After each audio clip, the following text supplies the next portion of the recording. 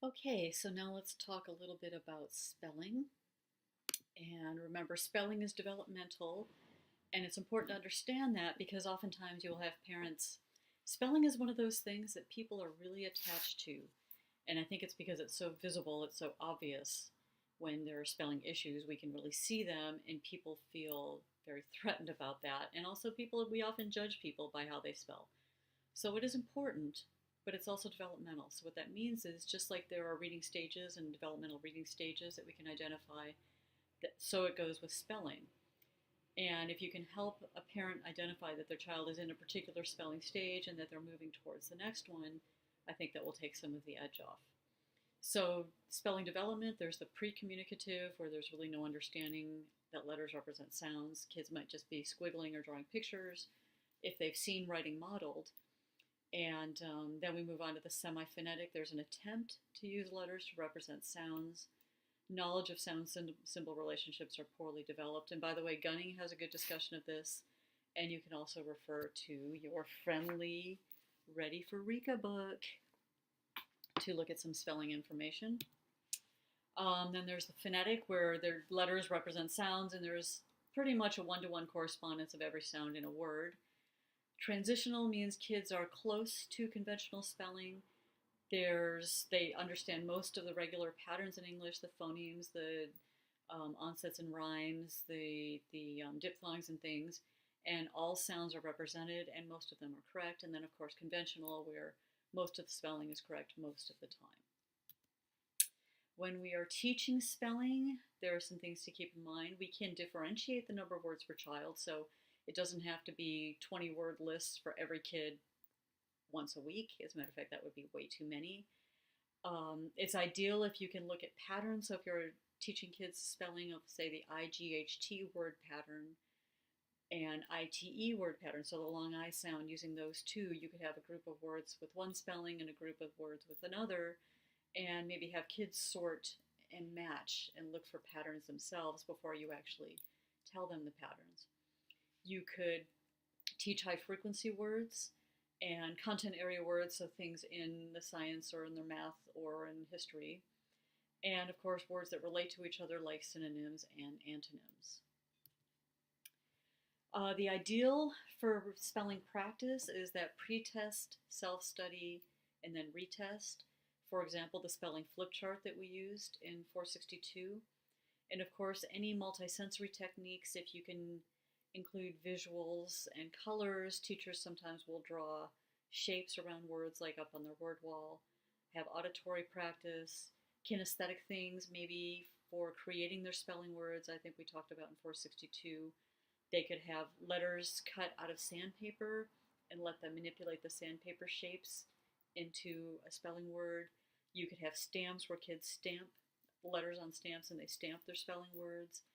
I saw a classroom where they had parents cut out letters from cereal boxes, and kids had to find the letters and glue them on to make up their spelling words. Looked a little bit like a ransom note, but it was great because it also had them where they had to identify different fonts, because sometimes in a different font the letter looks a little bit different. So getting more tactile, getting more hands-on with spelling is great. You could have learning centers where there are stamps and spelling practice things too. Okay, so take another couple of minutes and fill out your chart for some spelling strategies. All right, so looking at this chart then, we have talked a little bit about the alphabetic principle and concepts about print. Some of that you can review on your own, either in Gunning or your notebook or your Zerillo Ready for RICA book. We've talked in more detail about phonemic awareness and phonics. We have not touched on fluency really, so let's make sure to talk about that in class. And of course, you feel free to go through and fill in what you already know about fluency and fluency strategies. Same with vocabulary. I'm going to move on to some comprehension strategies, so some of this we can come back to when we meet in class. We've talked about spelling and high frequency and sight words and structural morphemic analysis. So just review and fill in some strategies here. And what we will do, if you bring this chart with you to class, we can do a sort of matchup where we can discuss ideas. You can partner up with each other and get some ideas. So when you come to class, it might be a good idea to bring that strategy notebook with you from 462 as well as the one from 464. All right, so now we're going to look at reading comprehension, and I created a chart for that as well. And I did it a little bit differently. So remember we talked about metacognition and thinking about reading in terms of pre-reading strategies, during reading, and post-reading strategies.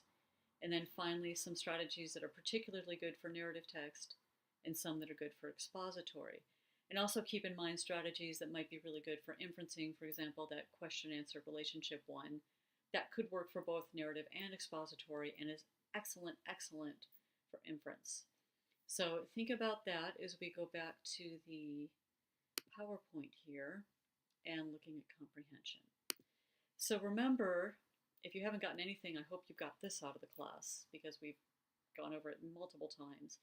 Key comprehension strategies will establish a purpose for reading, chunk texts into small, meaningful pieces, provide ongoing opportunities for kids to monitor their comprehension, and have opportunities for summary or review. And just about every strategy we've done includes any or all of these. So this is something, if you just wrote a strategy and talked about these things, you would be in good stead. So keeping in mind the differences between expository and narrative text. Narrative text is story. There's a beginning, middle, and end. There's plots, there's events, there's characters, there's settings. Expository is informational. There will be text structure, cause and effect, compare, contrast, problem solution, description, but it won't necessarily have a beginning, middle, and end. There won't be characters typically. There won't be a setting. And remember, when you're talking about expository text, don't say, today we're going to read the story about how mountains are made in our science book, because it's not a story. If you're talking about text, use the word text, just to make it more specific. And note this down here at the bottom of the slide, where it says textbook demands include reading and interpreting, technical vocabulary that's content specific, access features, sometimes old letters with unfamiliar writing styles, like in history books, primary documents, graphs, charts, and maps. All of those, we need to teach kids how to make sense of those. Okay, so I mentioned fluency before, but we'll look at it here.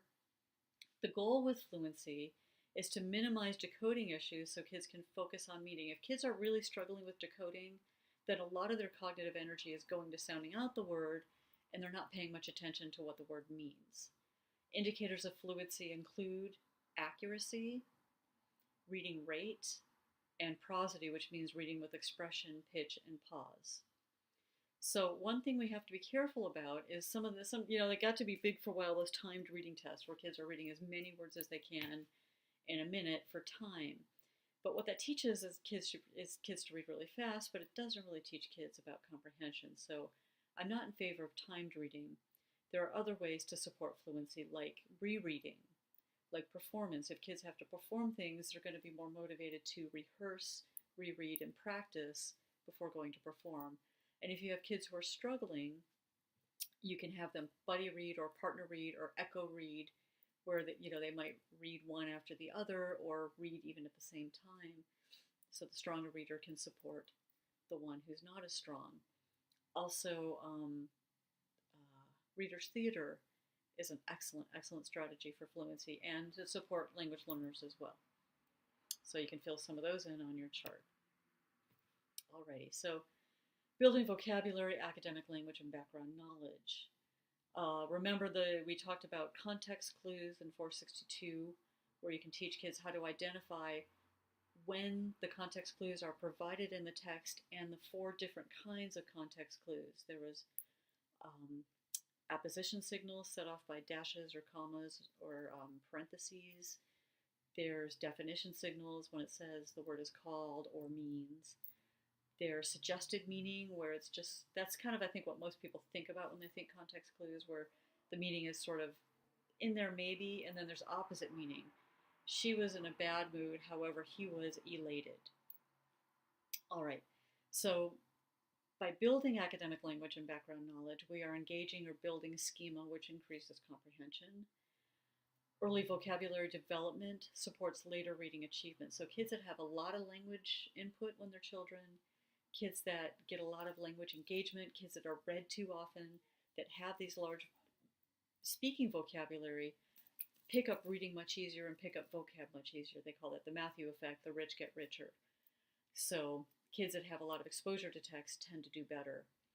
And then, of course, academic vocabulary, technical language like in the content areas such as photosynthesis, but also academic language like that slides cut off, but words like an essay or thesis statement or in sum or to summarize or reflecting on things. Those are all academic vocabulary, not necessarily tied to any content, but are words kids need to know to understand what's being asked of them. Alrighty, so in expository text, some of the comprehension considerations would be a main idea question, like what would the title for this text be, or what would the heading be? There's inferencing, sequencing, problem solution, fact opinion, cause effect, compare, contrast. So you may want to think for yourself about some strategies that address some of these expository text issues. And you can pause the video right now and fill your chart in. And then, of course, there's narrative text. And narrative text includes these different components of characterization, points of view, theme, also has main idea. And you can talk about how theme and main idea are the same. The difference between the main idea and the summary. Also, we have inferencing, background knowledge, and we need background knowledge, of course, to be able to make inferences, and motivation, not just our kids' motivation to read, but character motivation. So go ahead and pause and fill in a strategy idea or two for narrative text. And if you haven't done so already, do so for comprehension of expository text.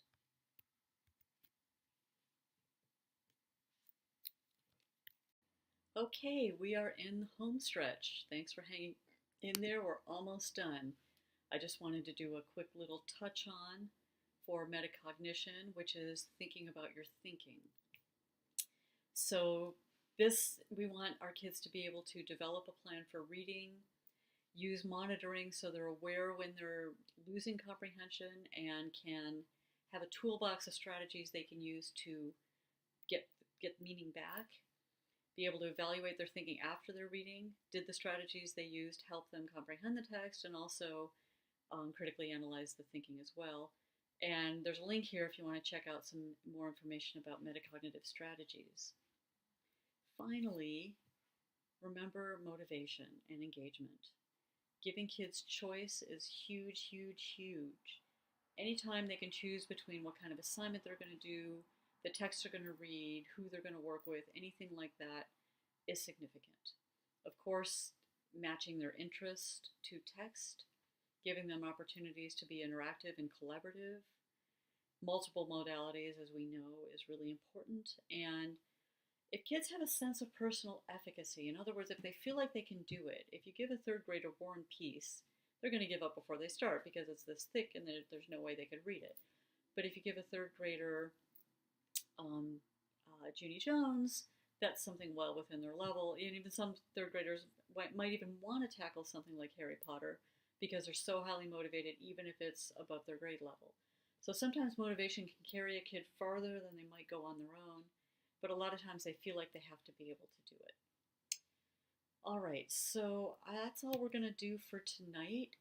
We will look at this again when we meet in class. I'm not going to go over this content again, but we will look at different strategies, and I think we'll look at a few others that we have not yet touched on. So thank you for watching, and I'll have a wonderful holiday. I'll see you next week.